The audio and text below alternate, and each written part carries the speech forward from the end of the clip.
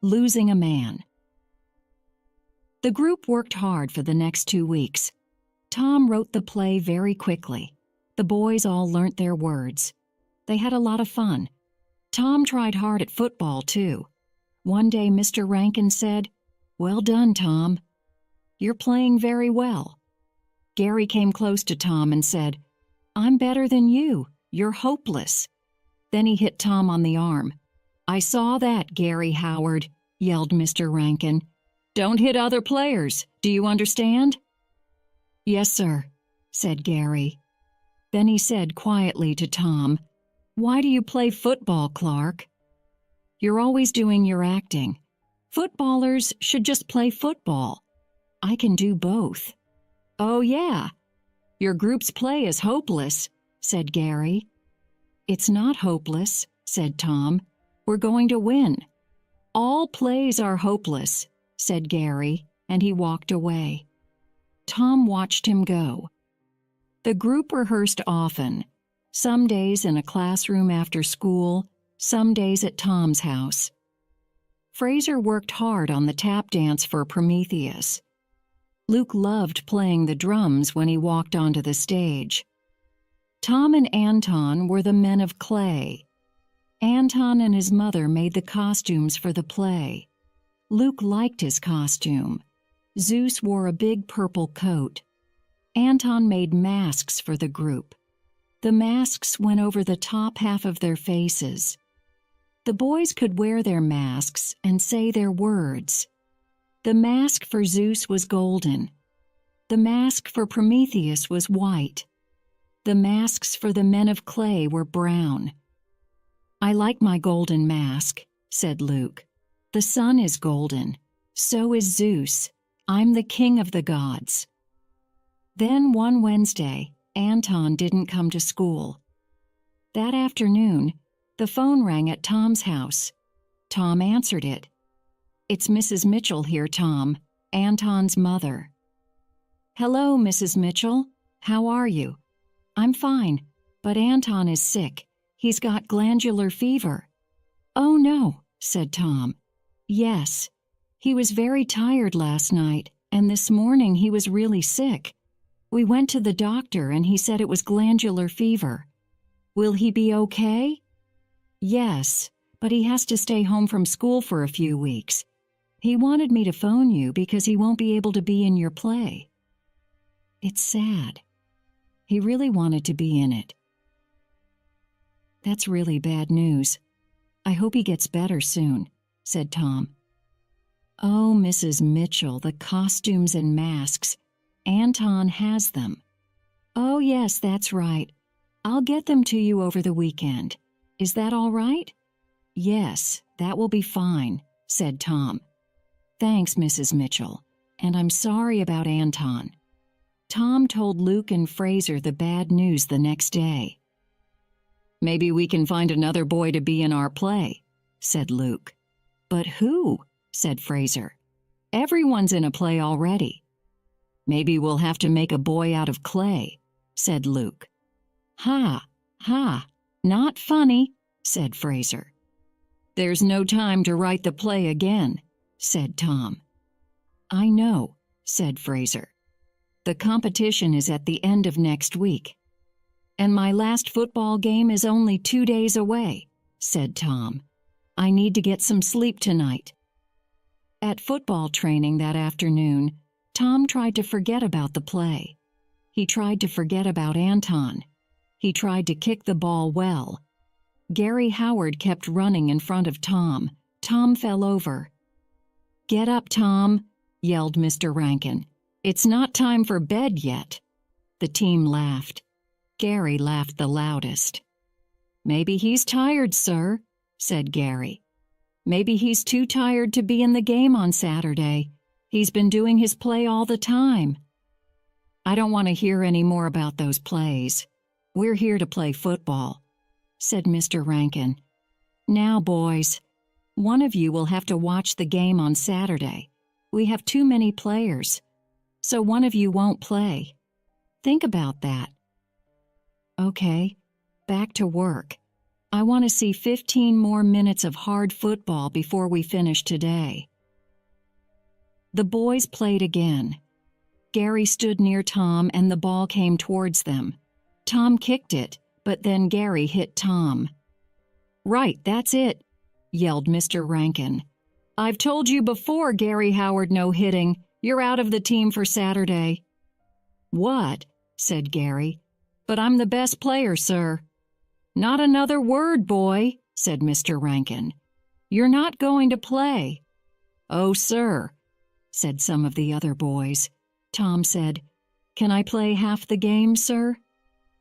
"Then Gary can play the other half." "No, Tom, Gary can sit and watch," said Mr. Rankin, and he walked away. Gary was very angry. "I don't need your help, Clark," he said to Tom in a nasty voice. Anton phoned Tom on Friday evening. "How are you?" asked Tom. "Not good," said Anton. "Glandular fever is no fun. I'm really tired all the time. Listen, I'm sorry about the play." "That's okay, Anton. And good luck in the football game tomorrow. My mom will bring the costumes and masks to you then. Okay?"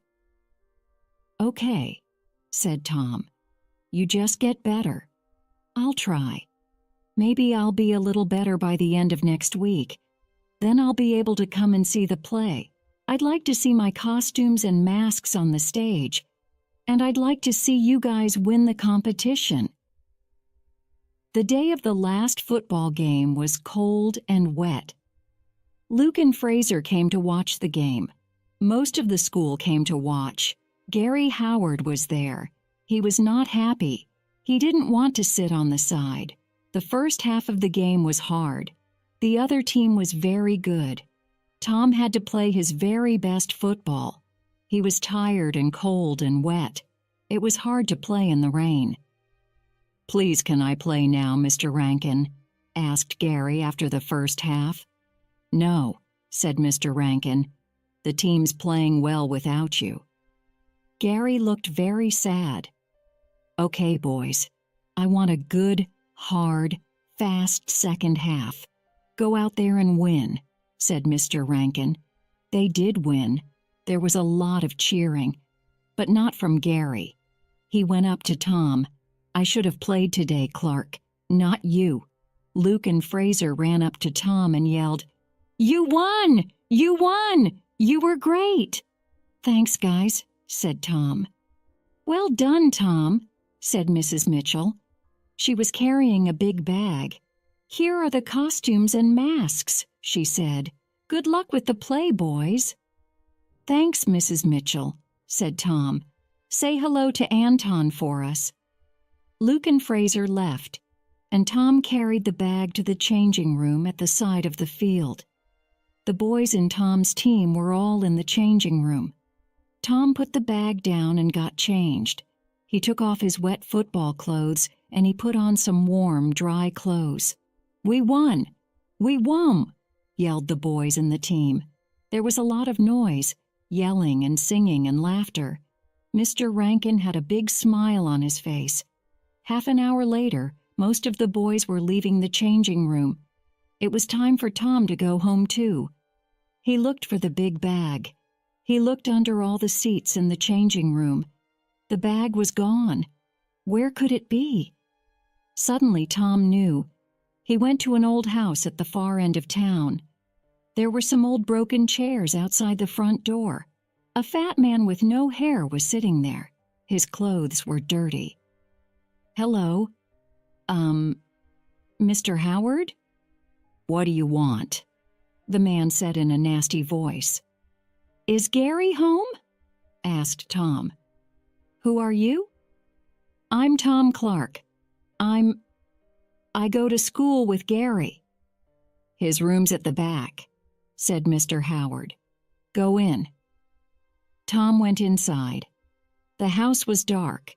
He walked to the back of the house and looked in a bedroom.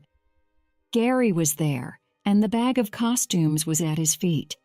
He was wearing the golden mask and the purple coat, and looking at himself in a mirror. He didn't see Tom. Tom didn't say a word. Then Gary saw him. He quickly took off the mask and coat and threw them across the room. "What are you doing here?" he shouted. "Get out!" His face was red. "You took our costumes and masks," said Tom. "Why?" Gary didn't reply. "Why did you take them, Gary?" Then Gary spoke in a quiet voice. "You want to do everything, don't you? You play football and you do your plays and you just take your stupid things and get out." He turned away from Tom. Tom was angry, but then he heard Gary make a noise. Was he crying? "Gary," said Tom. He had an idea. "Gary, wait. Would you like to be in our play?" "What?" said Gary. He turned and looked at Tom. His eyes were wet. "Would you like to be in our play?" Tom said again. "Me? In your play? Don't be stupid." "But we need you. Anton can't do it. He's sick. We need another actor. Please, Gary." "No," said Gary. "I don't want to." "Please, Gary," Tom said again. "It'll be fun. There's fire in it, and drums." Gary didn't speak for a long time. Then he said, "Okay." Chapter 5. Firelight. "What?" yelled Fraser. "You asked Gary Howard?" said Luke. "Why?" asked Fraser. Tom looked at Luke and Fraser. "Gary isn't in another play, and he really wants to be in our play. We have 1 week to go and we need him. Come on, guys, let's try doing the play with Gary." Luke looked at Fraser. Fraser looked at Luke. "Okay," said Fraser. "Here he comes now," said Tom. The new group rehearsed very hard. Gary really liked being a man made of clay, but he often forgot his words. 3 days before the competition, Gary forgot his words again. "I'm hopeless, aren't I?" said Gary to Tom. "No, you're not," said Tom. "You've worked very hard. I'm really happy you're in our play, Gary. We couldn't do it without you." The day before the competition, the boys went to the school hall. All the groups had to rehearse their plays in front of the teachers and the principal.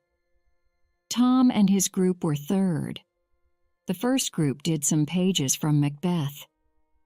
"It's good that we're not doing a play by Shakespeare," said Fraser quietly.